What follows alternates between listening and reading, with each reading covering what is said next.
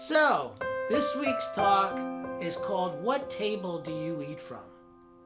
And I got the idea of this because there is so much going on in the world today that's bad news. I mean, we have been fed bad news over and over and over from different, organizations, from different news outlets, from the internet. We're constantly being told what's going on that's wrong in the world, what's wrong with our government, what's, people dying overseas, people getting killed here, people getting killed there. And so we listen to this stuff and we take it in. And when we do this, what we're doing is that's what we're feeding our soul.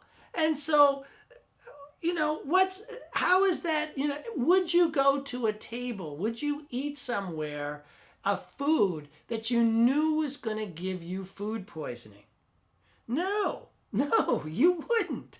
And yet we go and listen to news that is toxic all the time. I mean, even those of us who avoid the TV, get it from the internet, get it from here, brings out our fears. I mean, we tend to feed ourselves things and information that brings up our fears. And what we need to be doing, the same that we would do for our own bodies, is look to feed ourselves with something that tastes good and that is nurturing.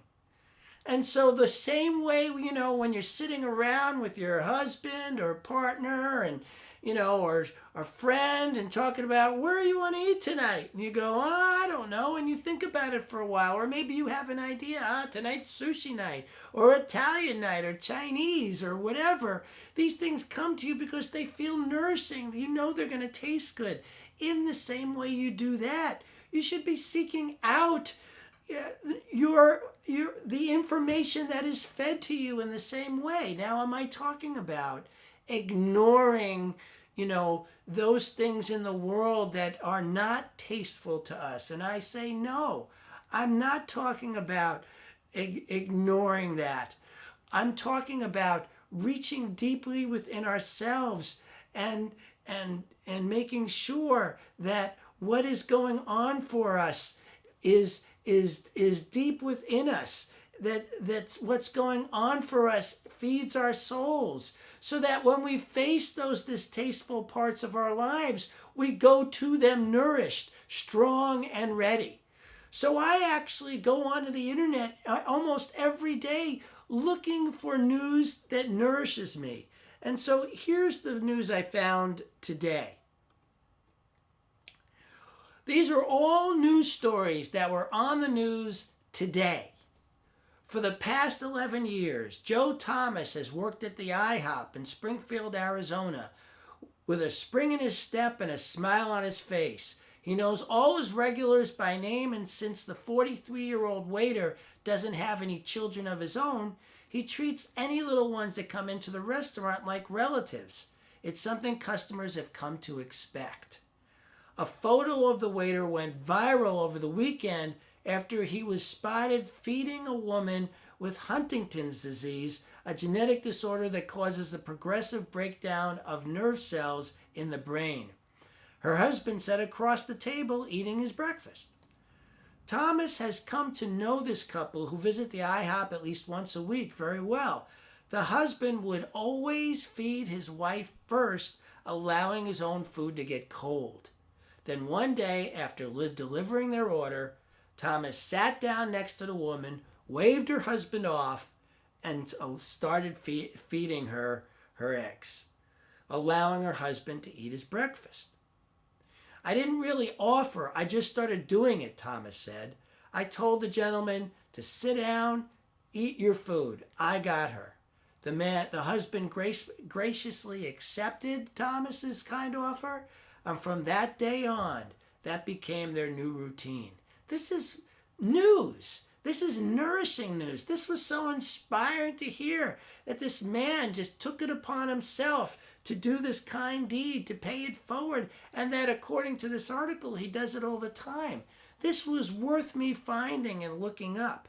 Another article in today's news Every one of the 190 seniors at Bailu High applied to college this year, a first for the long-struggling public school in one of the poorest neighborhoods of Southeast Washington. Randy Sams, 18, applied to at least 14 colleges and said he had been accepted at 12, including Penn State and Virginia State universities.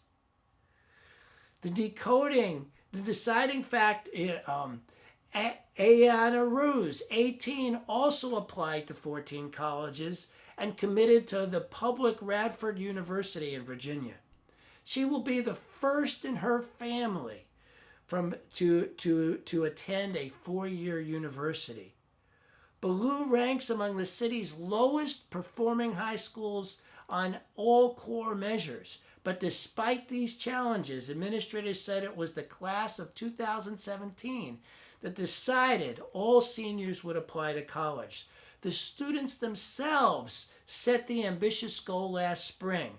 Administrators said they had no doubt that the students would meet their goal. And they did. And this was news. And this was news that nourished me, that I sought out. This is the kind of news that can nourish you.